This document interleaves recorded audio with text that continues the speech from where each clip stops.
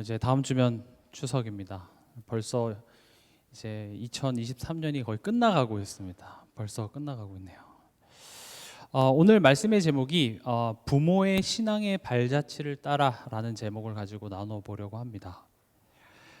부전자전이라는 말이 있죠. 그 아버지의 그 아들. 자녀를 보면 이제 잠자는 모습도 어찌 저렇게 아빠랑 이렇게 똑같은 모습으로 자든지, 또 TV 보는 뒷모습까지도 저렇게 가르쳐주지 않았는데도 담죠. 그러니까 아버지의 뒷모습까지도 이렇게 담습니다. 근데 이제 우리가 이제 추석, 이제 다음 주에 추석이 있는데, 추석이 막 즐겁고 신나십니까? 아니면 빨리 지나가길 이렇게 생각하십니까? 아마 아이들은 추석이 좋겠죠. 뭐 용돈 받고. 그러나 아마 대부분 이제 주부들은 추석이 빨리 지나가길 바라겠죠. 이렇게 결혼한 지 얼마 안 된 그 사람들 얘기 들어보면, 그 시댁이 모이는 그러니까 결혼하고 첫 이제 추석 때 시댁에 가 보면 내 남편이 왜 저랬는지 모든 미스테리가 다 풀린다고 하더라고요. 저래서 저랬구나, 시어머니가 저러셨구나 하면서 모든 미스테리가 거기서 다 풀린다고 하더라고요. 뭐 남편도 마찬가지겠죠. 자기 아내, 가족, 식구들 만나보면 이래서 내 아내가 저렇구나 이렇게 얘기를 합니다. 이게 같이 가족을 이루어서 살아가면 어쩔 수 없이 서로에게 영향을 주고 그것을 이렇게 답습을 할 수밖에 없습니다. 우리의 모습을 우리 자녀들이 배웁니다. 그것을 좋은 것만 좀 배웠으면 좋겠는데 알려주지 않았음에도 불구하고 내 젊은 시절에 내가 부끄러워했던 그 모습을 얘가 똑같이 하고 있는 모습을 보게 되는 거죠. 어디서 그런 여자친구를 만들어 갖고 와서 결혼하겠다고 하는지, 내가 젊었을 때 내가 했던 걸 똑같이 하는 거예요. 참 신기하죠. 근데 이런 질문 여러분들이 한번 해보셨으면 좋겠습니다. 우리가 예수 믿을 때 어떤 말에 우리가 되게 이렇게 많이 혹했죠. 물론 예수 믿는 게 우리 마음이 혹해서 되는 건 아니지만, 예수를 믿으면 가문의 저주와 재앙이 끝난다. 정말 끝나셨습니까? 여기서 아멘 안 하시면 안 됩니다. 근데 왜 우리가 쉽사리 이게 아멘이 잘 안 되죠? 물론 그 사실은 믿지만, 이게 우리 안 좋은 모습들이 그대로 내 자녀에게 나타나는 것들은 여전하지 않습니까? 그런 대물림들, 그런 대물림이 없어지고, 그리고 뭐 천대까지 복을 준다고 했는데, 그럼 내 자녀의 지금 현재 모습을 보면 지금 이게 복 받은 게 맞나? 그럼 이제 우리가 질문을 하게 되죠. 이거 하나님이 잘못된 건가? 내가 잘못된 건가? 근데 하나님이 잘못될 리는 없죠. 그러니까 이제 내 탓이 오죠. 내가 믿음이 없어서 그런가? 내가 뭘 잘못해서 그런가? 사실 맞습니다. 내 잘못이긴 해요. 하나님이 틀렸을 일은 없죠. 근데 이제 오늘 이 부분에 대해서 조금 우리가 깊게 한번 생각해 보고자 합니다. 맞습니다. 우리가 예수 그리스도를 믿는 순간 우리의 가문의 저주와 재앙은 끝난 것입니다. 근데 그 가문의 저주와 재앙을 하나님이 어떻게 끝내시는지, 또 천대까지 복을 준다라는 것을 어떤 식으로 하나님께서 주시는지에 대해서 우리가 조금 오해를 하고 있기 때문에 여기에 바로 아멘이 안 나오는 거죠. 보세요. 아브라함이 믿음이 결국은 좋아졌죠. 믿음의 조상이 됐죠. 그럼 아브라함의 좋은 믿음이 이삭에게 고생 없이 사는 것으로 전달이 됐습니까? 지금 아브라함으로부터 시작되는 그 4대 족장이 있잖아요. 아브라함, 이삭, 야곱, 요셉. 어떻습니까? 아브라함이 믿었더니 이삭은 고생 하나도 안 하고 편안하게 잘 살고, 그 손자인 야곱도 고생 없이 너무 잘 살다가 이제 4대 손자인 요셉도 편안히 사는 땅마다 집값이 다 오르고, 자녀 대대 후손 좋은 대학, 좋은 곳에 취직하고, 검사, 판사, 교수, 그래서 재벌이 되고, 그래서 우리나라의 명문 가문을 이루는 모습으로 나타납니까? 어떻죠? 성경은 그렇게 얘기하고 있지 않은데 우리는 어떻게 생각하냐면, 우리가 생각하는 어떤 저주와 재앙이 끝나고 축복받는 거, 그런 식으로 그리고 있어요. 심지어 지금 아브라함의 연약한 모습들이 이삭에게 고스란히 똑같이 드러나요. 다시 말하면 우리가 말하는 그 대물림, 나의 연약한 모습들이 이삭한테 가르쳐주지 않았는데 똑같이 드러나는 장면들이 나와요. 그럼 이제 우리가 어떻게 볼 것이냐는 거죠. 우리가 그래서 신앙생활을 예수 그리스도 믿으면 모든 문제 다 끝난다라는 그 한 문장 안에 참 깊은 내용들이 들어있는데, 당연히 우리가 처음에 이제 예수님 믿을 때야 그 깊이가 없기 때문에 그렇게 되지만, 그러나 우리가 이 신앙 안에서 자라난다라는 것은 이제 성경을 통해서 이게 무슨 의미인지를 알아가는 것이 중요합니다. 다시 말씀드리지만 부모가 잘 믿는다고 해서 자녀가 잘 된다, 이거는 맞는 말이기도 하지만 또 오해될 소지들이 너무나도 많죠. 왜냐? 모든 사람은 무엇으로 태어납니까? 불신자로 태어납니다. 내가 하나님 자녀 됐고 하나님 자녀됨을 내 자녀에게 물려줄 수 없어요. 모든 사람은 하나님의 부르심 속에서 인격적으로 그 전도자를 통하여서 복음의 음성이 마음으로 믿어지고 입으로 고백하고 신하게 되는 그런 하나님의 시간표가 개개인마다 찾아오게 되는 겁니다. 그리고 그 과정 속에서 하나님을 만나고 또 거기서 끝나는 것이 아니라 그 한 영혼을 향한 하나님의 시간표 속에서 내 자녀들이 하나님을 알아가는, 또 신앙이 자라나는 여정을 걸어가는 것, 그걸 축복이라고 얘기하고 있습니다. 근데 부모기 때문에 어쩔 수 없이 내가 고생했기 때문에 내 자녀는 고생하지 않길 바라는 마음이 다 있죠. 그게 잘못됐다는 걸 얘기하는 것은 아닙니다만, 우리가 신앙을 하나님에 대하여서도 그냥 너무 종교성으로, 다시 말하면 내가 열심히 믿으면 내 자녀가 좋은 데 취직하고, 내 자녀가 지금 고생을 하고 잘 못하는 것은 내가 뭔가 잘못해서, 그렇게 단순하게만 가져간다는 거죠.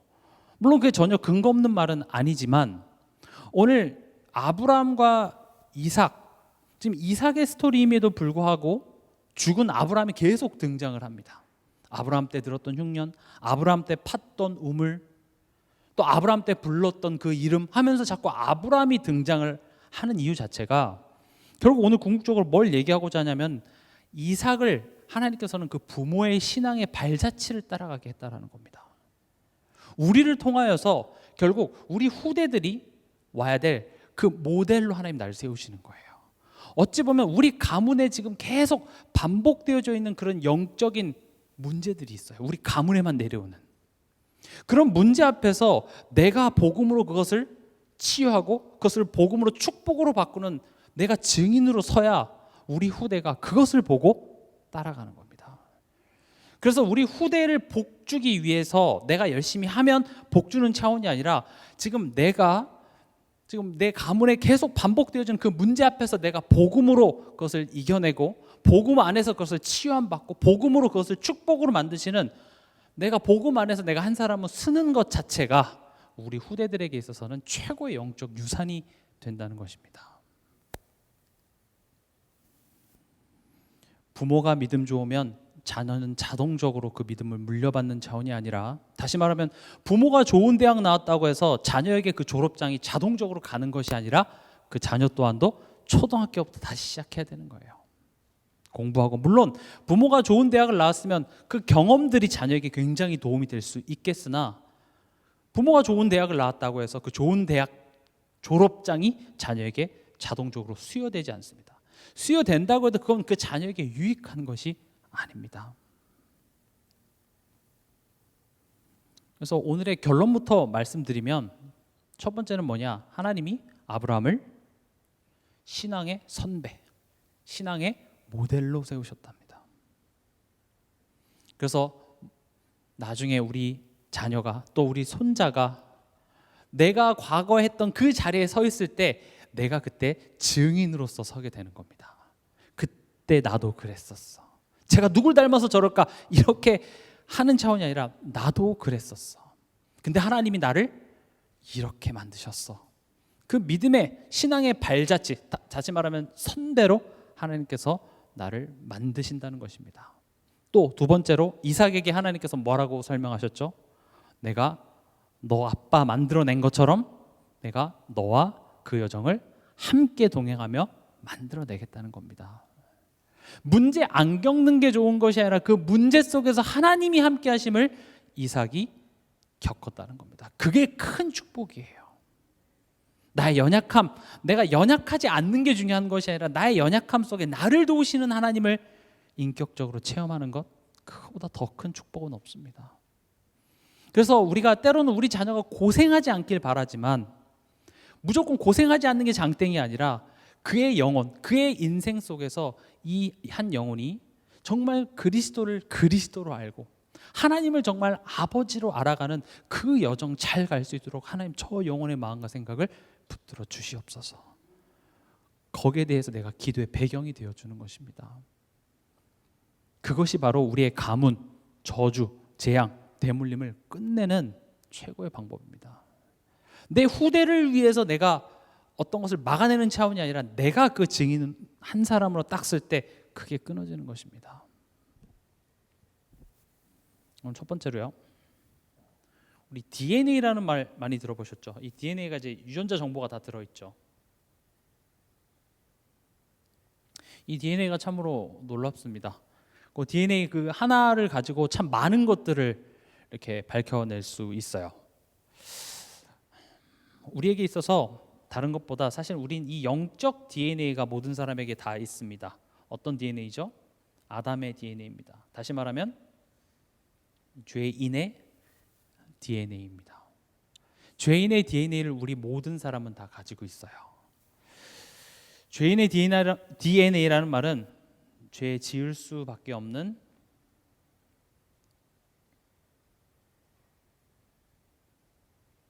자라는 말입니다. DNA는 절대 바꿀 수가 없습니다. DNA는 바꿀 수가 없어요. 바꾸는 방법이 있는데 다시 태어나야 돼요. 죽었다가 다시 태어나야 돼요. 내가 수술해서 그 유전자 정보를 바꿀 수는 없습니다. 우리가 죄인으로 태어났고 죄 지을 수밖에 없는 죄인이라는 모든 DNA를 우린 다 가지고 있고 그 DNA는 우리 어떤 노력과 열심으로 바꿀 수 있는 것이 절대 아닙니다. 죄가 뭘까요?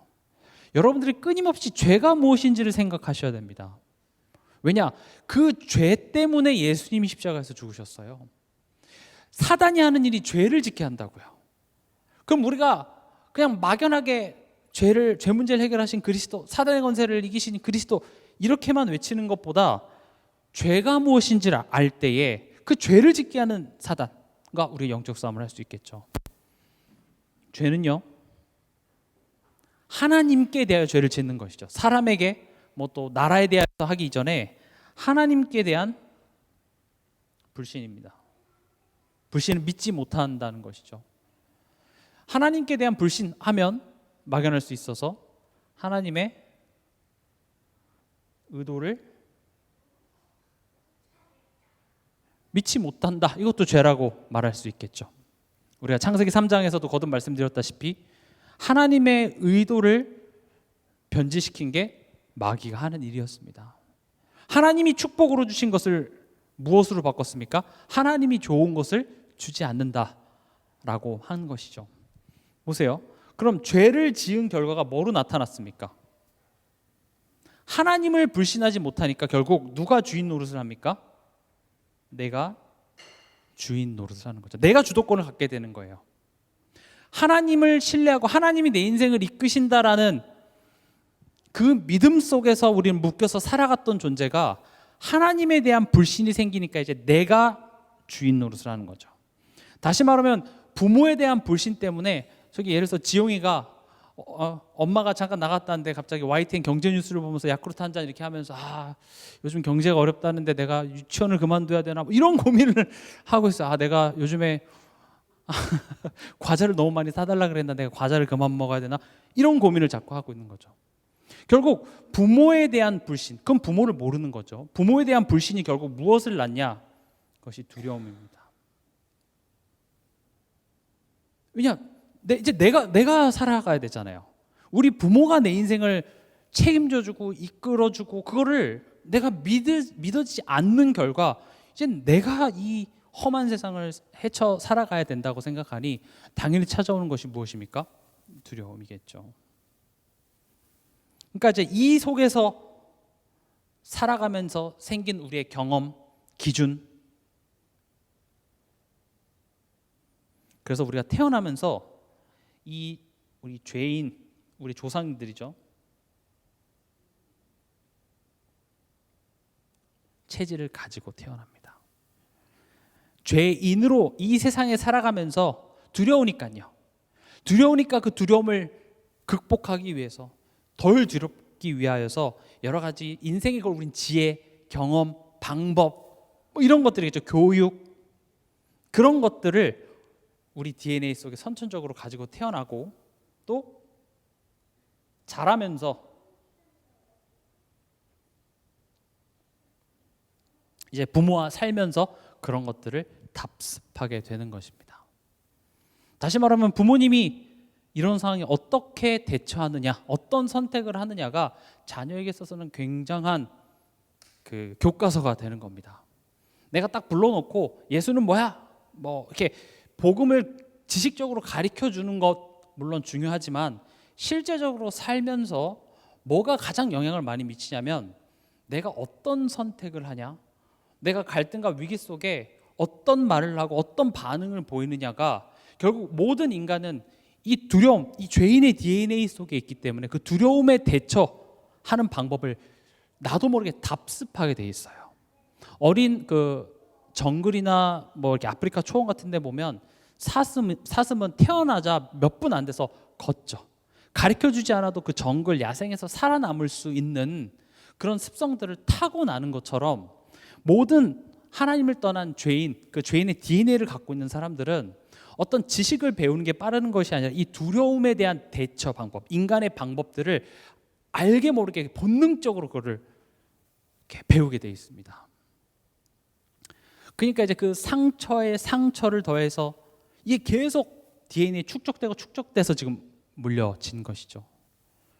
그러니까 이제 어떤 뭐 요즘 이제 부모들 최근에 이제 교권이 막 많이 흔들리고 뭐 그런 얘기 많이 하는데 대부분 이제 그 세대들이 나름 좀 권위적이고 가부장적인 어떤 그런 가정에서 자라다 보니까 나는 우리 아빠와 엄마한테 무조건적인 순종과 복종을 강요당해서 나는 그게 너무 싫은 거예요. 그것 때문에 내가 좀 불행하다고 생각하니까 이제 나는 내 자녀에게 친구같이 또 내 자녀의 어떤 그런 감정과 말에 내가 공감해 줘야지. 나는 절대 그런 부모가 되지 말아야지. 뭐 그런 접근은 좋습니다만 그러니까 자녀가 어떤 뭐 예를 들어서 학교에서 친구랑 싸웠어요. 그러면 다른 친구를 때린 건 잘못한 거지만 왜 싸웠지? 제가 먼저 그랬어? 먼저 그래서 너가 마음이 아팠겠구나. 공감만 해줘요. 그러면 이제 자녀는 뭐라고 생각해요? 화가 날 땐 때려도 되는구나. 이해가시죠?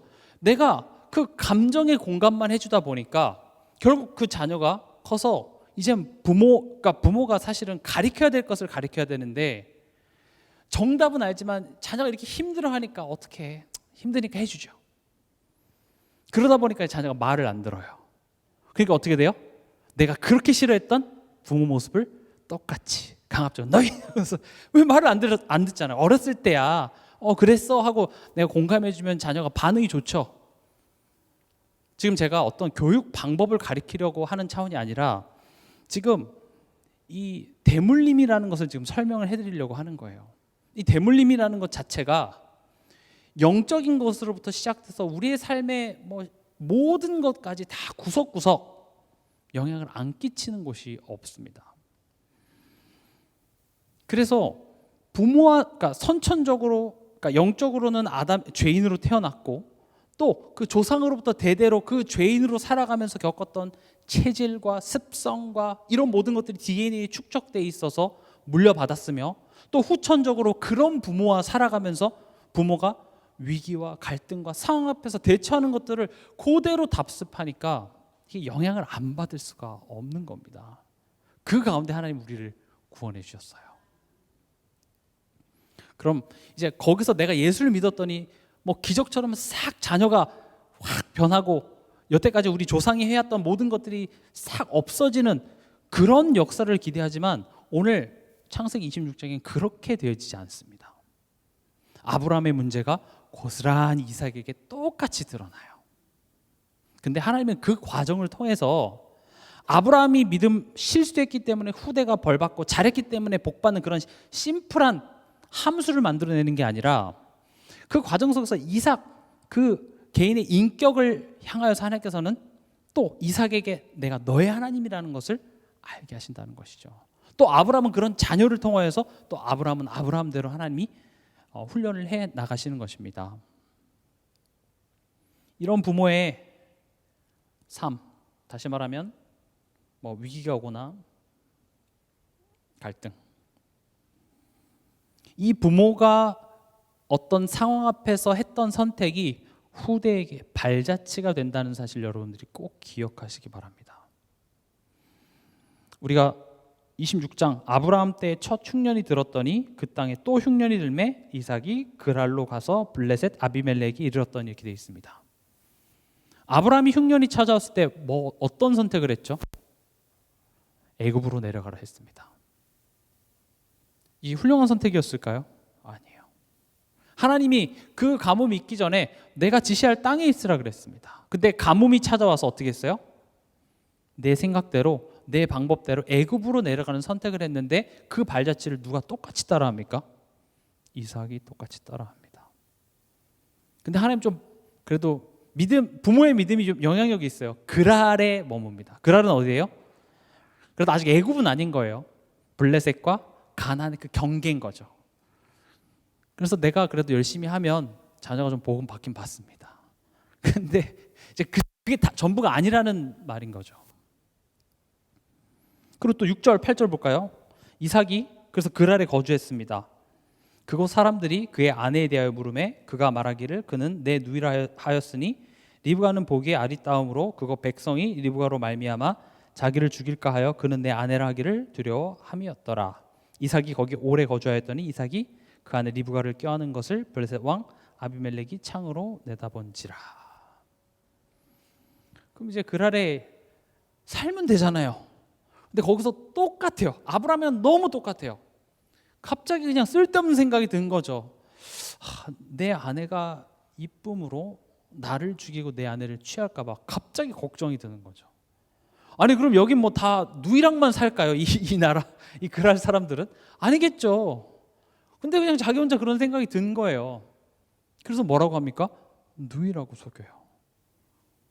그리고 저는 더 충격적인 게 8절에 이삭이 거기 오래 거주했대요. 다시 말하면 결혼했는데 남편을 남편이라 부르지 못하고 아내를 아내라 부르지 못하고 누이로 오래 사는 거예요.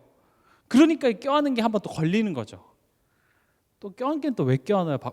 집안에서 껴안으면 되는데 또 이게 왕이 볼 때 또 하필 껴안아서, 물론 처음부터 그러진 않았겠죠. 근데 여기 지금 포인트가 뭐냐면 7절에 자기를 죽일까 하여, 뒤쪽입니다. 7절 마지막 부분에 자기를 죽일까요? 그는 내 아내라 하기를 두려워함이었더라. 지금 제가 앞서 말씀드렸던 것처럼 두려움입니다. 지금 이 두려움이라는 것 자체를 제가 지금 뭐라고 얘기하기보다는 두려움은 뭐의 열매냐면 죄의 열매입니다. 죄가 아까 뭐라고 설명드렸죠? 하나님의 의도입니다. 보세요. 하나님께서 그 땅에 머물라 그랬는데 그럼 하나님이 왜 여기 머물라고 했죠? 머물게 하셔서 하나님이 나를 죽게 하고 아내를 뺏어가게 하는 일을 허락하실까요? 아니죠. 근데 지금 여기에 보냈는데 그 하나님의 말씀 따라 내가 순종은 했는데 지금 내 마음에 내 생각에 그 하나님의 의도가 온전히 믿어지지가 않는 거예요. 그 결과 뭐가 나타나는 거예요? 두려움이라는 게 나타난다고요. 그렇게 따지면 우리 삶 속에 참 많은 죄를 짓고 있습니다. 많은 종류가 아니라 한 가지 죄예요. 하나님을 불신하는 죄입니다. 하나님의 의도를 내가 찾고 오해하게 만드는 그 사단이 하는 일은 뭐예요? 죄를 짓게 하여 사단에게 속하게 하죠. 죄를 짓는 자는 마귀에게 속하나니. 죄의 열매가 두려움으로 나타나는 겁니다. 그럼 그렇게 누이로 오래 같이 살면 리브가랑 사이가 좋았을까요? 나빴을까요? 이 죄의 열매가 두려움에서 끝나는 것이 아니라 갈등으로, 또 이걸 숨기기 위해서 뭘 해야 됩니까? 거짓말을 해야 되죠. 이해가 되십니까?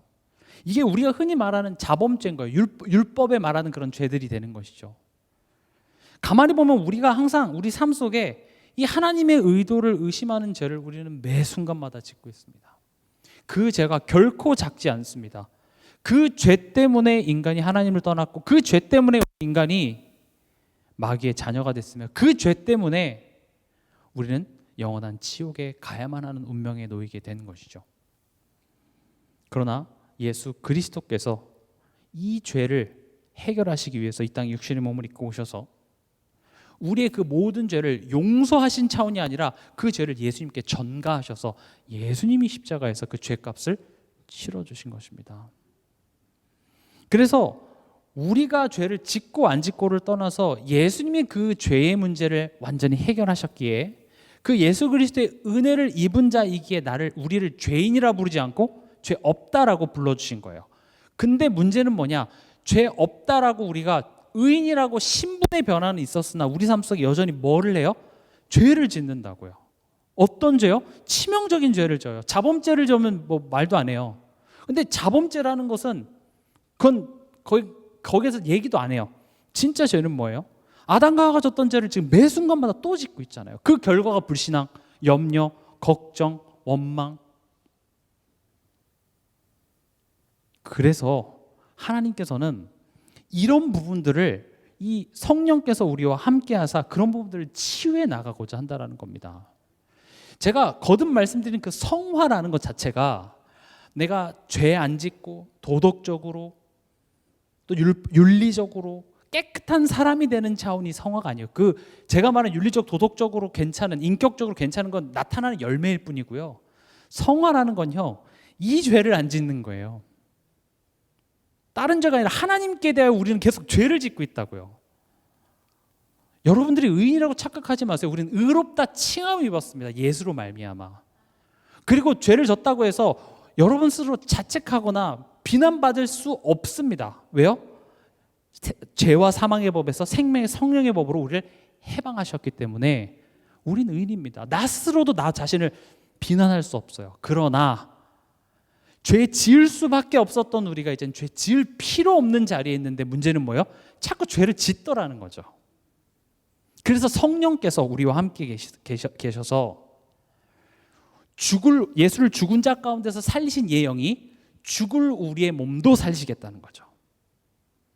이해되시나요? 우리의 몸은 죄로 말미암아 죽어 있는 것이나 로마서 8장에 나오죠. 우리의 영은 그리스도의 영으로 말미암아 살아 있는 거예요. 다시 말하면 우리가 여전히 죄를 짓지만 그거와 상관없이 예수 그리스도로 말미암아 우리는 생명 가진 자가 됐고 죄인이 아니에요. 근데 구원의 그림은 죄 지어도 괜찮은 자리에 있는 것이 구원의 전부가 아니라 이젠 죄 지을 필요 없는 너임을 깨닫게 해서 우리로 하여금 죽을 우리 몸, 죄의 여전히 종노릇하는 우리를 하나님의 성전으로 만드는 그 여정까지가 구원의 전체 그림이라고요. 그걸 보고 구원의 완성이라고 합니다. 그래서 로마서 8장에 보면 결국 성령께서 우리와 함께 하사 그런 우리의 죽을 몸 또한도 살리시고 또 그 과정 속에서 우리가 연약하여 할 수 없는 그것을 성령께서 우리를 위해서 대신 간구해 주시고요. 성령 하나님만 기도해 주시는 것이 아니라 예수님도 보좌 우편에서 우리를 위하여 중보하신다고 되어 있습니다. 그래서 결국 그 하나님의 사랑 안에서 우리를 완성해 가신다고 약속하시는 것이 바로 성화인 겁니다. 그래서 여러분들이 성화 이 단어를 볼 때 어떤 윤리적으로 도덕적으로 내가 착하게 잘 그런 이야기까지 전 거긴 강조하고 싶지도 않아요. 왜냐 우리가 지금 매 순간마다 너무나도 치명적인 죄를 짓고 있고 죄를 지을 수밖에 없는 게 아니라 죄를 지을 필요 없는 자리에 와 있는데도 우리 이 죄를 짓고 있다는 것이죠. 이삭의 여정 속에서 이삭은 이런 죄를 지금 이런 두려움의 아내를 누이라고 속일 필요 있어요 없어요? 없어요. 설사 사람들이 정말 아내가 이뻐서 죽이려고 와도 이삭은 죽을 수 없어요. 왜 그래요? 하나님이 약속했어요. 너의 씨로 말미암아. 지금 뭐가 문제예요?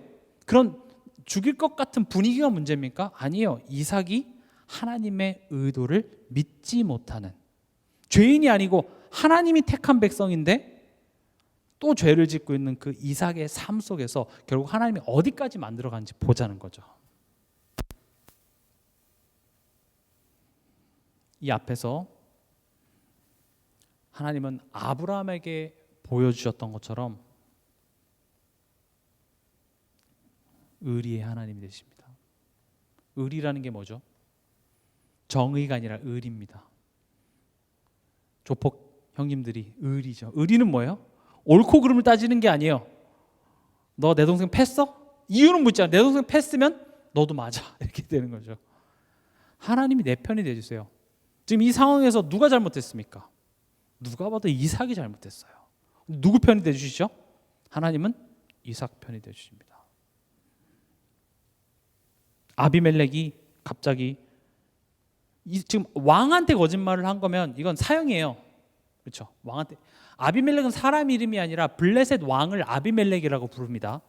이집트의 왕을 바로 파라오라고 부르는 것처럼 블레셋 왕의 호칭이 아비멜렉인데, 아비멜렉이 그러니까 왕한테 거짓말한 이삭을 불러서 너 어떻게 나를 속일 수 있어? 사형해도 할 말이 없는데 오히려 10절에 아비멜렉이 이르되 네가 어찌 우리에게 이렇게 행하였느냐? 백성 중 하나가 내 아내와 동침할 뻔하였도다. 네가 죄를 우리에게 입혔으리라. 아비멜렉이 이에 모든 백성에게 명하여 이르되 이 사람이나 그의 아내를 범하는 자는 죽이리라 하였더라. 이게 무슨 논리입니까? 거짓말을 했는데 우리를 보호해 주죠. 그리고 더 이해 안 되는 장면이 12절 13절입니다. 이삭이 그 땅에서 농사하여 그의 100배나 얻었고 여호와께서 복을 주심으로 그 사람이 창대하고 왕성하여 마침내 거부가 되어. 뭘 잘했습니까? 뭘 잘했죠? 아내를 누이라고 속였는데 거부가 됐어요. 여러분도 집에 가서 이제 아내를 누이라 속이시. 하나님을 못 믿은 결과 뭐가 됐어요? 거부가 되었더라. 아멘입니까? 지금 제가 이 의리 하나님이라는 게 내가 잘못해도 하나님 무조건 축복해 주신다는 것을 강조하기 위한 것이 아니라 뭘 강조하냐? 은혜라는 걸 얘기하고자 하는 겁니다. 구원이라는 것은 우리에게서 나오는 게 아니라는 걸 얘기하는 거예요. 여러분들이 잘하면 얼마나 잘합니까? 물론 잘하겠죠. 그러나 하나님 앞에 섰을 때 이 세상에 어떤 인간도 하나님 앞에 내가 구원받을 만한 나는 훌륭한 사람입니다라고 내세울 사람이 한 사람도 없습니다. 성경에 바울도 하나님 앞에 가서 내가 이 정도면 내가 구원 받아야죠 할 수 있는 사람이 없다는 거예요. 내가 믿어서 내가 깨달아서 이게 그 믿음에 대한 보상으로 하나님 축복 주셔야 됩니까? 아닙니다. 심지어 내가 잘못했음에도 하나님은 내게 복을 주십니다. 그 말은 잘못할 수 있는 어떤 해방권을 주는 차원이 아니라 나의 잘하고 잘못한 것과 상관없이 그게 하나님의 은혜라는 것을 강조하기 위한 것입니다. 이번 주 강단 말씀에도 사르밧 과부의 믿음이 나오죠. 사르밧 과부가 지금 어떤 요구를 받죠? 심지어 하나님도 모르고 바알 섬기는 그 땅에서 과부라 함은 지금 우리가 이 시대에도 예를 들어서 싱글맘이라든지 여자 홀몸으로 경제활동을 해서 자녀를 먹여 살린다는 건 참 쉽지가 않은 일이죠. 근데 중동 또 이때 당시에는 과부는 여자는 일을 못하고요. 과부라는 말은 거지예요. 구걸해야 돼요. 돈을 벌기 위해서 몸을 팔던지 남자 없으면 아무것도 못해요. 지금 사우디아라비아나 그런 데는 아직도 그러죠. 여자들은 경제활동 아예 못합니다. 이때도 마찬가지예요. 그러니까 지금 과부한테 가라라는 말은 거지한테 가라는 말이랑 똑같은 거예요. 그럼 그 과부한테 가서 엘리야가 뭘 요구를 합니까? 물 달래요. 중동은 지금도 물이 기름보다 귀하죠. 근데 가뭄 때 물을 달래요. 그래서 이제 사르밧 그 과부 속으로는 저런 사람이 다 있어 싶죠. 그래서 그래도 일단 물을 가지러 가는데 잠깐만 가는 길에 네 손에 있는 떡도 달래요. 이런 염치 없는 사람이 어디 있겠어요. 그러니까 뭐라고 얘기하죠? 네가 믿는 하나님에 대해 내 맹세하는데 내가 거짓말하는 게 아니라 정말로 먹을 게 없어서 지금 이 밀가루 조금이랑 기름 조금 있는데 이거 먹고 우리 굶어 죽어야 돼. 그렇게 얘기하는 거예요. 정말 없다고. 그러니까 엘리야가 미안해. 내가 좀 실수했네. 이렇게 나오면 좋겠는데 알아. 내 거부터 만들어. 남은 걸로 네 아들 줘 하니까 환장하겠는 거죠. 여러분 가능합니까? 내가 먹을 걸 나눠주는 건 가능할 수 있어요. 근데 내 자녀, 그 가뭄 때 내 자녀 먹을 거를 준다? 가능합니까? 불가능해요. 이걸 갖고 사르밧 과부의 믿음을 본받자 하면 우린 못 본받아요. 이건 본받을 수 없는 믿음이에요. 근데 지금 그 믿음이 뭘 의미하냐? 우리가 예수가 믿어지는 게 이거보다 더 큰 믿음이라고 얘기하는 거예요. 그게 차라리 이거 믿는 게 더 쉽다니까요. 얘기하잖아요. 그거 주면 그 가루에 밀가루 안 떨어지게 하고 기름 안 떨어지게 해줄게. 그럼 믿자 먼저 이렇게 해볼 마음이라도 있겠죠. 근데 우리가 죄인인 것과 하나님이 창세전에 우리를 택하시고 예수님이 2000년에 육신의 몸을 입고 오셔서 십자가에서 나를 위해 피 흘려 죽으신 그 죄사함의 은혜가 지금 내게 임하여서 성령이 지금 나와 함께 하셔서 내가 하나님 자녀 됐다? 이게 왜 믿어집니까? 말도 안 되는 거예요. 이건 믿어질 수가 없는 거라니까요. 그래서 하나님이 엘리야에게 미리 말씀하셨죠. 내가 한 과부를 내가 택했다는 거예요. 그 믿음은 우리에게서 나온 게 아닙니다. 그걸 보고 은혜라고 얘기합니다. 우리 로마서 4장 2절에서 5절 한번 같이 읽어볼까요?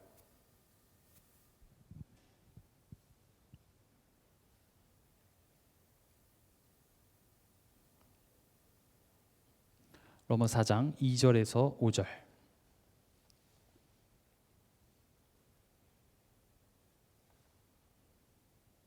같이 읽겠습니다.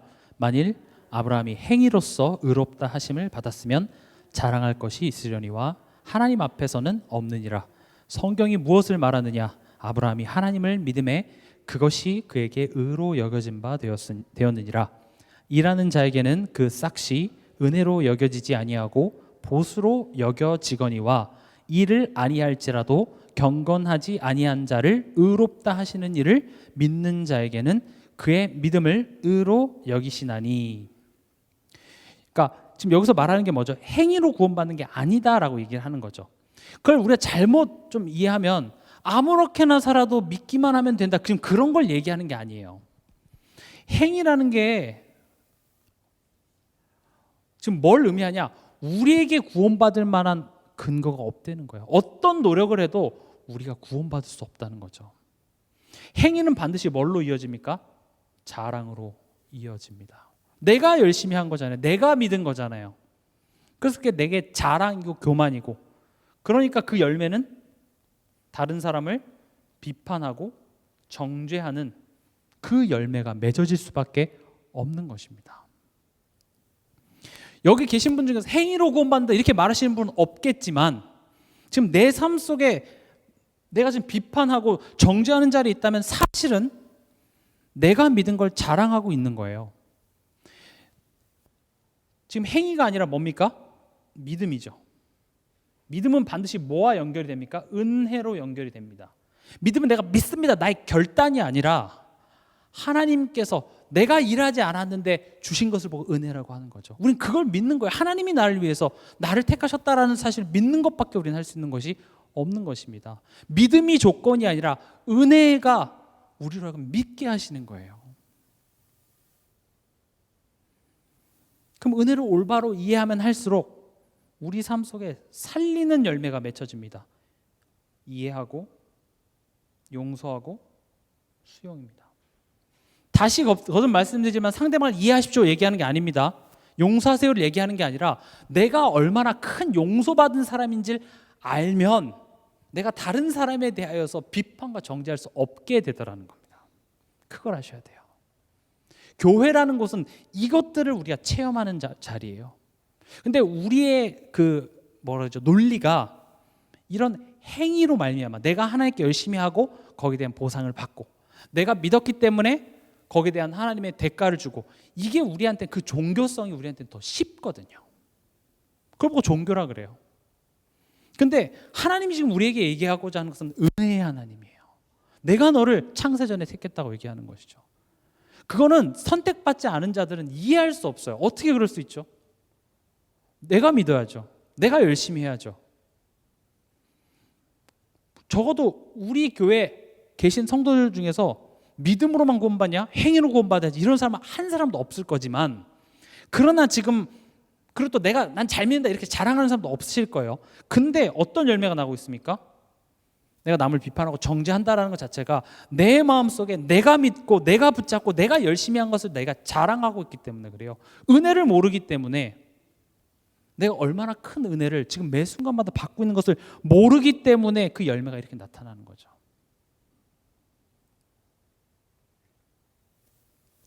그래서 하나님께서는 지금 이삭에게, 아브라함이 이렇게 잘 믿었더니 이삭은 고생 없이 그냥 짠 하고 완성되게 하는 차원이 아니라 이삭의 인생을 통하여서 하나님이 나와 함께 하신다는 게 어떤 것인지, 하나님의 은혜가 무엇인지를 알게 하는 여정들을 인격적으로 좀 겪게 하시는 거예요. 그래서 여러분들이 때로는 여러분들의 자녀들이 지금 방황할 때는 여러분들이 기도해 주세요. 하나님, 지금 이 과정을 통하여서 내 자녀가 하나님을 인격적으로 체험하고 만나고 할 수 있는 기회가 되게 인도하여 주시옵소서.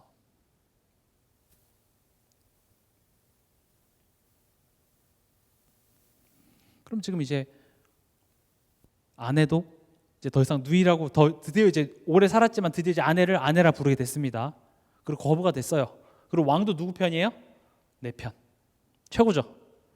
이 삶이 영원히 지속되고, 야, 이게 천국 아닌가 싶은데 거기서 항상 스토리가 끝나지가 않습니다. 이번 주 강단 말씀도 그렇게 뭐 밀가루가 끊이지 않고 기름이 안 떨어지고 가뭄 가운데 잘 살면 좋겠는데 무슨 일이 벌어집니까?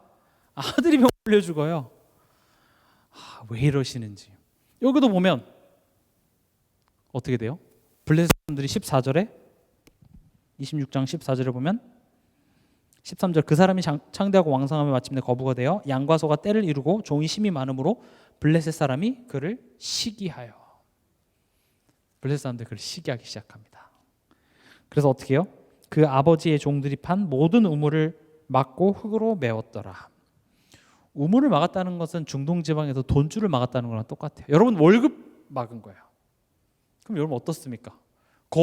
차라리 좀 경제적으로 힘들게 살다가 우물을 막는다면 그 타격이 좀 적겠지만, 거부로 살다가 내 돈줄을 싹 다 끊어요. 그럼 그건 더 힘들거든요, 사실은. 우물을 다 막고. 그리고 16절에도 보면 아비멜렉, 아까까지 내 보호자가 됐고 내 편이 됐던 아비멜렉이 뭐라고 합니까? 나가, 이 땅에서 나가 된 거죠. 그럼 우리가 지금 이삿짐 센터 불러서 다른 아파트로 이사 가면 되는 게 아니죠. 내가 지금까지 집 짓고 했던 모든 삶의 터전을 다 버리고 가야 되는 거예요. 어떻습니까? 우리가 쉽게 자꾸 생각을 하는 경우가 있어요. 신앙생활에 있어서. 이삭은 어렸을 때 자기가 대신 죽는 그 어떤 언약 잡는 경험했더니 문제없이 잘 살았다. 과연 그렇게 지금 성경이 풀어가고 있습니까? 그렇게 되지 않습니다. 물론 중요한 경험이었고 그것이 오늘 스토리의 마지막에 굉장히 중요한 역할을 하긴 하지만, 하나님은 아무 고생 없이 가는 차원이 아니라 때론 우리 삶 속에 우리 수준과 우리의 바램과 부딪히는 이런 사건들을 통하여서 우리로 하여금 온전히 하나님 앞에 서도록, 그리스도 앞에 서도록, 내가 은혜 입은 자이며 내가 죄인임을 깨달아 그 그리스도를 힘입는 자리로 하나님이 자꾸 이끌어 가심을 우리가 볼 수 있는 것입니다. 그렇게 그랄에서 그랄의 골짜기로 들어갑니다. 골짜기는 어떤 곳인가요? 제가 골짜기라는 곳에서 한 5년 정도를 좀 있어봤어요. 군대 2년, 그리고 RTS 3년. 여러분 덕평 가보셨죠? 골짜기는 그런 곳입니다. 여름엔 덥고 겨울엔 지지리기 춥습니다. 최악이에요. 또 거기에 막 꽃가루가 이제 봄 되면은요. 제가 그래서 RTS 봄 되면 얼굴이 막 이렇게 붓고 콧물 계속 나고, 쉬는 시간에 잠깐 나갔다 오면 책상 이렇게 긁잖아요. 그러면 꽃가루가 노랗게 소나무 분진 있잖아요. 너무 힘들었어요. 너무 춥고 너무 덥고 습차고. 골짜기는 그런 곳이에요. 또 군대도 항상 그런 곳에 졌죠. 이렇게 방어하기 쉽게. 골짜기는 사람이 살 만한 곳이 아닙니다. 그곳에서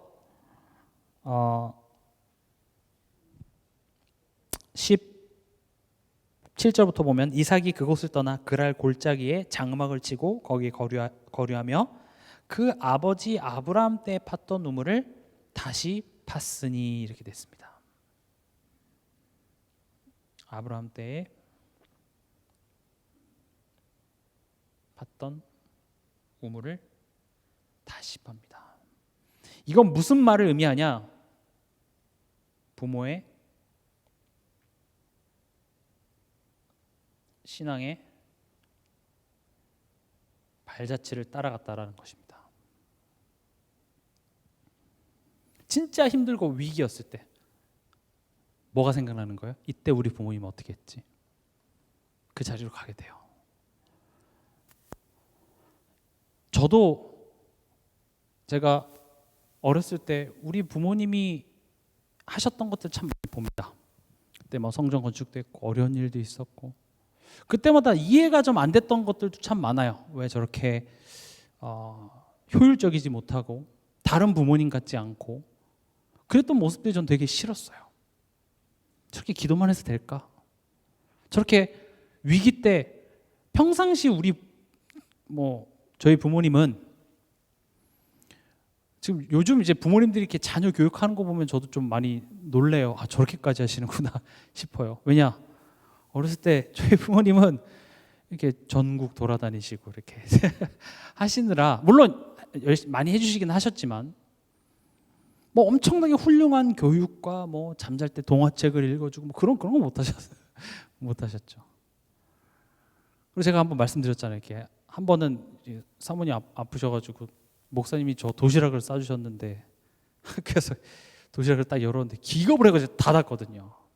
열었는데 멸치 이만한 거 2개와 고추장과 자르지 않은 열무김치가 이렇게 들어있으니까 또 밥도 흰쌀밥이 아니라 나름 압력밥솥에다가 무슨 고구마, 감자 뭐 이상한 걸 막 넣어서 그러니까 이게 초등학생 반찬으로서는 상상이 안 되는 거죠. 그때 다른 애들 뭐 이렇게 미니 돈가스라든지 뭐 햄 이런 거 이렇게 최소 계란 후라이 이런 게 있어야 되는데 딱 열었는데 멸치도 작은 거 아니에요. 이만한 멸치 나를 쳐다보고 있는 거죠. 와, 굶었습니다 그날. 너무 서럽더라고요. 이게 뭐 목사님은 나름 맛있는 거 싸주신 거예요. 지금 보면 건강식이죠, 건강식. 탄수화물, 단백질, 지방이 고루 갖춰져 있는 아주 좋은 건강 식단인데 제가 아직도 기억이 안 되니까 그 도시락이. 심지어 그걸 또 꽉 안 닫아서 김치도 새요 또. 딴 애들에게 다 세련되게 그 보험 밥통에다가 이렇게 오는데 우리는 왜 꼭 그 고무 패킹에 꼭 그렇게 새는 거에 꼭 줘요. 너무 싫고. 우리도 좀 이렇게 좋은 반찬, 맛있는 반찬도 좀 싸주고 하면 좋은데 그걸 안 해요. 저렇게 너무 싫었어요. 다른 애들은 뭐 다 쉬고 할 때 나는 어른 예배 다 참석하고 또 이렇게 반주자 없고 하면 너 올라가서 반주해라. 그래서 맨날 반주하고 너무 싫었어요. 우리 부모님 왜 이럴까? 근데 제가 혼자서 이제 미국에 유학 생활을 하면서 힘들고 어렵고 제가 한계 맞았을 때 우리 부모님이 위기 때 어떻게 했는지가 딱 떠올라요. 신기하게 제가 그 자리에 가게 되더라고요. 저는 봤어요. 우리 부모님이 세상에서 무슨 오은영 박사 같이 완벽하게 자녀 교육을 다 마스터한 부모님은 아닐지 모르겠지만 그러나 저는 우리 부모님이 위기 때, 힘들 때, 한계 맞을 때 말씀 앞에 서는 걸 좀 봤어요. 그때 미련해 보였죠. 근데 기도하시는 걸 봤어요. 항상 삶을 교회 중심으로 하시는 걸 저는 봤어요. 그래서 제가 여전히 미국에서 그게 상처 아닌 상처였지만 제가 위기고 제가 힘들 때 제가 그렇게 하고 있더라고요. 제가 그 선택을 하고 있어요. 그래서 지금 생각해 보면 웃기지만 제가 한때 방황했을 때 너무 삶이 힘들어서 전도하러 다녔어요. 그게 말이 됩니까? 전도 캠프 하러 다녔어요. 학교 그만두고 학교 휴학 내고 전도를 했어요. 왜 그래요? 다들 미국 가면 뭐 마약하고 심지어 그런 마약할 수 있는 자리에 제가 못 갔던 게 아니에요. 갔는데 하필 방황을 해도 전도 캠프하고 그랬었어요. 그냥 그렇게 현실을 도피했어요. 그냥 이 현실 너무 싫으니까 같이 차 타고 어디 전도를 하면 그게 좋고 그냥 그랬거든요. 이삭도 지금 마찬가지예요. 그 아래 있으라고 했어요. 여기 있으라고 해서 마지못해서 이 블레셋도 아닌 것이 애굽도 아닌 그 중간에 어설프게 있는데 여기에 있으면 하나님이 나에게 축복을 줘야 될 것 같은데 위기가 찾아오고 나의 연약함이 드러나서 내 아내를 누이라고 속이지만 또 하나님이 또 복을 주시는데 또 그 축복이 오래 안 가고 또 위기가 오고 그래서 결국 내가 여태까지 모았던 모든 전 재산 다 빼앗겨 버리고 지금 골짜기에 왔어. 골짜기는 항상 성경에서 뭘 의미하죠? 뭐 어둠의 골짜기, 사망의 음침한 골짜기. 아무도 나를 도와주지 않고 절망과 좌절과 위기 가운데 있는 그 자리에 놓였을 때 뭘 합니까? 아브라함 때 팠던 우물을 다시 팝니다. 저는 이 구절이 제겐 되게 다르게 다가왔어요. 이거 묵상하면서 물론 그냥 아브라함이 여기 팠으니까 또 파면 물 나오지 않을까 이렇게 생각할 수도 있지만 저한테는 어떤 의미로 다가왔냐? 부모의 신앙의 발자취입니다. 그래 맞아. 우리 부모님이 그때 하나님 앞에 무릎 꿇으셨어. 그때 우리 엄마는 예배 자리에 가셨어. 속상하셔서 그래서 기도하셨어. 이게 부모가 후대에게 물려줄 수 있는 영적 유산이라고 저는 생각합니다. 자녀를 위해서가 아니라 나는 내가 살기 위해서 그렇게 했을 뿐인 거예요. 나중에 우리 이삭이 고생하면 이삭이 날 본받겠지? 그렇게 생각할 여유 없었어요. 아브라함도. 내 살기 바빴고 그냥 내가 하루 죽겠으니까 내가 그냥 하나님 의지하고 그냥 붙잡고 내가 그리스도 의지했을 뿐인데 그걸 누가 봤습니까? 이삭이 보더라는 겁니다. 그래서 여러분들이 지금 이게 하루하루 주님 앞에 서고 복음 앞에 서고 예배 자리에 나오고 이게 절대 헛되지가 않습니다. 그것이 여러분 후대가 진짜로 내 한계 맞았을 때 내가 어찌할 수 없을 때 그때 우리 부모가 어떻게 했는지가 이삭에게 지금 나타났던 것처럼 반드시 그렇게 되어지는 것입니다. 사실 이 이삭의 여정은 그랄에서 브엘세바로 가는 여정입니다. 지금 여기서 우물을 파면 또 뺏어가고 파면 또 뺏어가고 그렇게 계속 양보하다가 결국 어디까지 갑니까? 브엘세바로 가게 되는 겁니다. 여러분 브엘세바 어디죠? 브엘세바 처음 들어보십니까? 우리 창세기 22장 한번 볼까요? 창세기 22장. 창세기 22장은 어떤 내용이 나오냐 하면 이삭을 번제로 바친 그 장입니다. 이삭을 번제로 바치려고 하다가 하나님께서 이삭을 죽이지 않고 대신 순양을 번제로 드리고 아브라함에게 큰 축복을 하시고 그 다음에 19절 한번 볼까요? 19절에 이에 아브라함이 그의 종들에게로 돌아가서 함께 떠나 브엘세바에 이르러 거기 거주하였더라. 브엘세바가 뭘 의미하겠습니까? 이삭에게 있어서 내가 예수로 죽고 예수로 다시 새롭게 태어나 새로운 삶이 시작된 그 자리가 바로 브엘세바인 겁니다. 그랄이 뭐라고 말씀드렸죠? 이게 내가 머리로는 알겠는데 잘 안 돼요. 그렇죠? 정답은 알겠는데 내 감정과 내 삶의 여러 가지 때문에 자꾸 흔들리는 나의 모습 속에서 결국 하나님이 어디로 인도하셨습니까? 브엘세바요. 너가 예수와 함께 죽은 그곳이에요. 내가 죽어야만 하는 거예요. 그때는 아브라함 아빠 손 잡고 걸어갔던 곳을 이젠 누가 갑니까? 이삭이 하나님의 손을 잡고 동행해서 그 자리로 돌아가는 겁니다. 이게 축복이에요. 성경은 이걸 축복이라고 말하고 있습니다. 이때에 가문의 저주가 끝나는 겁니다. 아담의 DNA, 우리 아브라함의 연약한 모든 부분을 하나님이 다 드러내서 그 앞에서 아무런 능력과 아무런 나의 방법, 나의 결단이 소용없음을 깨닫게 하시고 결국 어디 자리로? 너가 죽었던 그 자리로 서는 거예요. 너의 신앙이 시작되었던 바로 그 자리, 우리에게서는 그걸 보고 십자가라고 합니다. 너가 하나님의 자녀로 거듭난 그 자리 앞으로 하나님께서는 이삭을 인격적으로 이끄신 거죠. 지금 억지로 이삭을 끌고 간 것이 아니라 지금 이삭이 하나님과 동행하며 그 자리로 걸어가게 되는 겁니다. 오늘 밤 이 말씀을 여러분들이 언약으로 붙잡으시기 바랍니다. 반드시 하나님은 우리 후대들을 이 브엘세바 자리로 이끄실 줄 저는 확신합니다. 이 여정은요, 고생 없이 갔으면 좋겠으나 때로는 이런 갈등과 고생 필요할 수 있습니다. 그러나 이 고난은 아주 경한 것이라고 표현하고 있고, 지금 여러분들이 당한 고난, 내 자녀가 내 말을 잘 안 들어주고 뭔가 내 후대가 지금 내 뜻대로 되지 않는, 힘듭니까? 근데 성경은 뭐라고 얘기하고 있냐면, 지금 당한 고난은 앞으로 다가올 축복에만 굉장히 경하대요. 지금 이 정도 힘들면 앞으로 다가올 축복은 얼마나 타는 거예요? 이거보다 훨씬 크다는 거죠. 고통이 크면 클수록 대박이겠는데, 내 자녀를 하나님 뭐 얼마나 크게 축복하려고 지금 일어나? 기대하십시오. 하나님은 항상 여러분들에게 좋은 의도를 갖고 계십니다.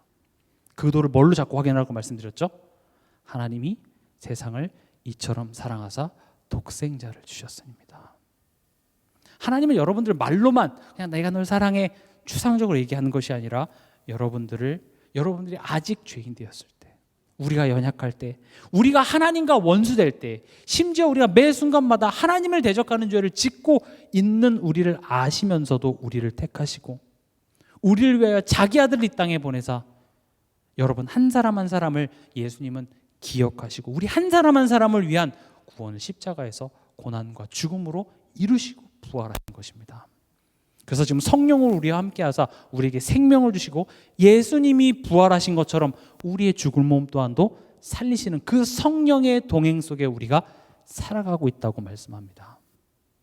하나님은 여러분들에게 좋은 의도를 갖고 계십니다. 그러면 이 이삭이 그 브엘세바로 가서 어떤 일이 벌어졌습니까? 24절에서 25절, 그 밤에, 십자가 앞에 선 그 밤에 예수로 죽고 예수 안에서 내가 새로운 피조물로 다시 태어났다고 내가 다시 그 믿음의 고백을 하는 그 밤에 여호와께서 그에게 나타나 이르시되, 나는 네 아버지 아브라함의 하나님이니 두려워하지 말라. 내 종 아브라함을 위하여 내가 너와 함께 있어 내게 복을 주어 네 자손이 번성하게 하리라 하신지라. 뭐라고 얘기합니까? 아까 제가 서론에 말씀드렸던 것처럼, 내가 너의 아버지와 함께해서, 내가 아브라함을 믿음의 조상으로 만들었던 것처럼, 내가 너와 함께 있어 내가 너 아버지에게 줬던 그 자리로 내가 너를 만들어 갈 거야. 아브라함은 신앙의 모델이 됐기 때문에 너 아버지와 함께 있었던 것처럼 이라는 말에 들어갈 수 있었죠. 하나님은 아브라함한테 너의 아빠 얘기를 안 합니다. 왜요? 아브라함의 아빠는 믿음의 모델이 아니었거든요. 여러분들 후대에게 있어서 내가 너의 부모와 함께 했던 것처럼 내가 너와 함께 할게. 그걸 보고 축복이라고 합니다. 그걸 보고 증인이라고 합니다. 내가 그 자리에 서는 게 축복이에요. 아, 하나님이 우리 아버지와 함께 하셨던 것처럼 나와 함께 하시는구나. 그리고 그러니까 25절에 뭐라고 합니까? 이삭이 그곳에 제단을 쌓고 여호와의 이름을 부르며 거기 장막을 쳤더니 이삭의 종들이 거기서도 오물을 받더라. 제단을 쌓다, 여러 가지 의미가 될 수 있겠죠. 가장 쉽게 얘기하면 제단을 쌓다라는 것 자체가 하나님과 교제했다라는 겁니다. 우리가 어떻게 하나님과 소통하고 하나님과 교제할 수 있죠? 예수 그리스도를 통하여서. 나로 말미암지 않고는 아버지께로 올 자가 없느니라. 여기서 하나님과의 소통, 하나님과의 교제가 회복된 거예요. 하나님과의 마음이 통한 바로 그 자리였던 것입니다.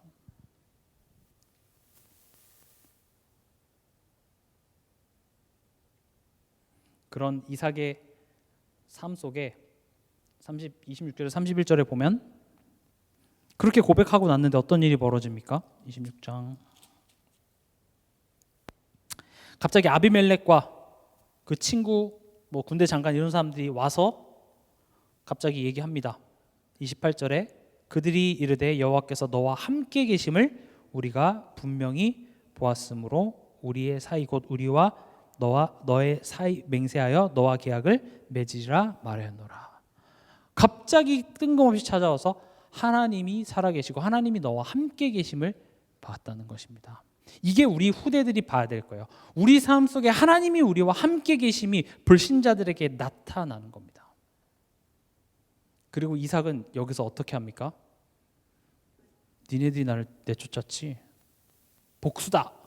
복수할 수 있었는데 어떻게 합니까?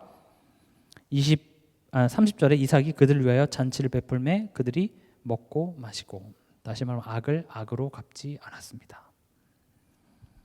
이게 복음 가진 자의 여유인 겁니다.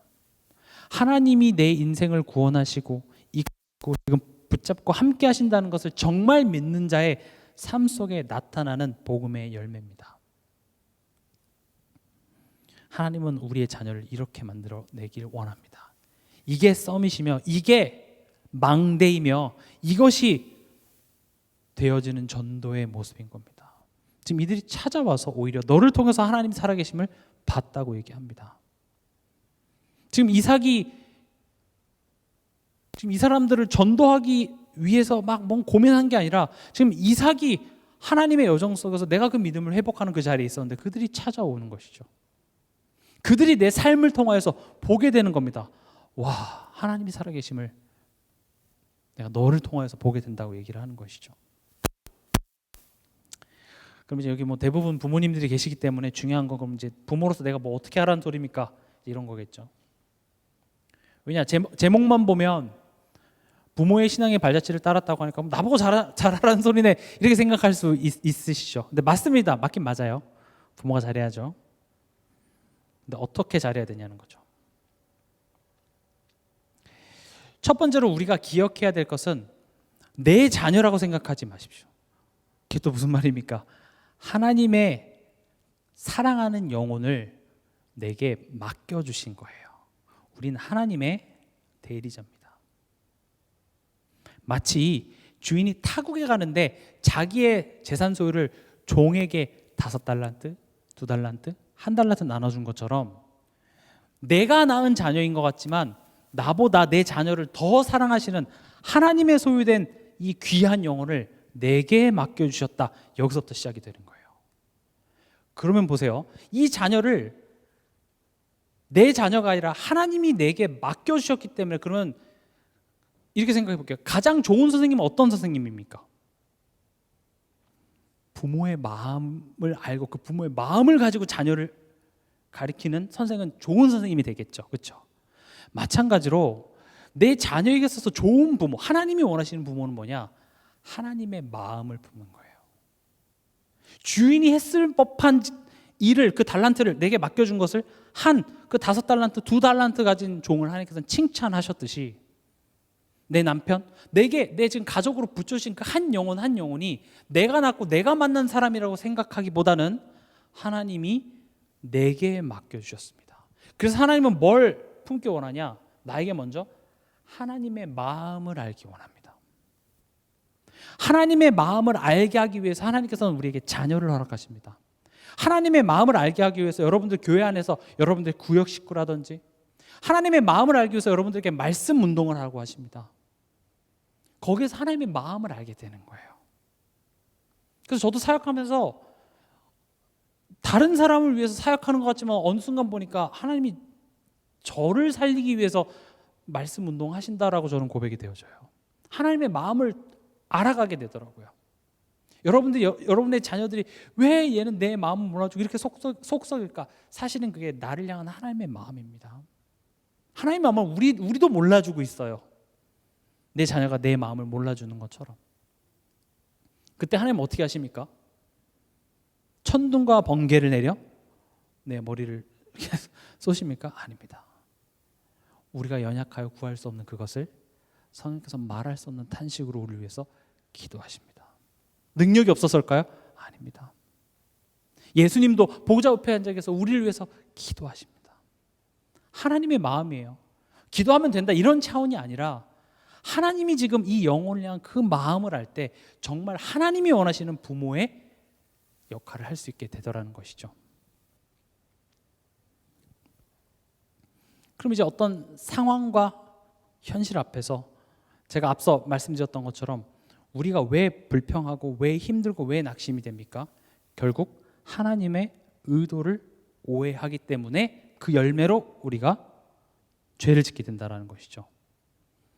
그럼 그 죄를 지을 수밖에 없는 내 마음과 생각은 연약합니다. 그래서 제가 항상 말씀드리는 게 성령 하나님께서 우리의 마음과 생각을 지켜주시옵소서. 나는 그 은혜 없으면 살아갈 수 없습니다. 그걸 보고 그의 나라와 그의 의를 구하라라고 말합니다. 그의 나라는 통치예요. 하나님, 지금 이 시간 나의 마음과 생각을 통치하여 주시옵소서. 내가 의롭다함을 받았지만 또 죄 지을 필요 없는데 그 죄 앞에 서 있지만 나는 그리스도의 피로 말미암아 의롭다함을 받았고 이젠 그 그리스도의 능력을 힘입어 더 이상 사단이 죄를 짓게 속이는 거기에 속아 넘어가지 않도록 하나님 내게 힘을 주시옵소서. 그게 너희는 먼저 그의 나라와 그의 의를 구하라는 겁니다. 그랬을 때 우리의 감정이 아닌 하나님께서 맡기신 일에 충성하게 되는 겁니다. 우리는 대부분 그런 어떤 상황 속의 어떤 두려움과 원망과 여러 가지 그런 감정 때문에 하나님께서 내게 맡기신 그 일에 충성을 못해요. 우리가 어떤 세계보고나 어떤 믿음을 내가 뭔가 특별한 일을 해내서 그 믿음의 진심을 증명해 자꾸 내려고 하죠. 안 하든지 뭐 갑자기 내가 금식을 해야겠다든지 뭔가 대단한 결단을 내리려고 하는데 물론 그것도 좋지만 우리가 뭐가 더 중요하냐? 하나님이 지금 내게 맡기신 작은 일, 그건 작다는 개념이 아니라 오늘인 겁니다. 나의 자녀인 겁니다. 나의 가족인 겁니다. 교회죠. 내 구역 식구입니다. 내가 사역하는 그 한 사람입니다. 연약한 그 한 성도, 내가 그 사람을 위해서 기도해 주는 겁니다. 그게 맡기신 일에 충성하는 거예요. 하나님의 마음을 품고 순간순간 내 감정이 사단이 나로 하여금 자꾸 죄를 짓게 해서 나를 넘어지게 하는 그때마다 우리가 뭘 구해요? 그의 나라와 그의 의를 구하고 감정에 휘둘리는 것이 아니라 내게 맡기신 내 자리를 지키고 내게 맡기신 그 작은 일에 내가 충성하는 거죠. 그것이 결국 우리 후대들이 따라갈 부모의 신앙의 발자취가 되는 것입니다. 신앙생활은 하나님과의 1:1 관계입니다. 다른 사람이 어찌하든지 간에 나는 그 여정 앞에서 하나님과 함께 그 길을 가면 되는 것입니다. 특별히 이제 추석이 다가오는데 여러분들이 이 내용들을 좀 깊게 묵상하면서 그래, 하나님이 이 가문에 이 흘러오는 저주와 재앙을 끊으시고 나로 하여금 이제 믿음의 선조로 나를 부르셨구나.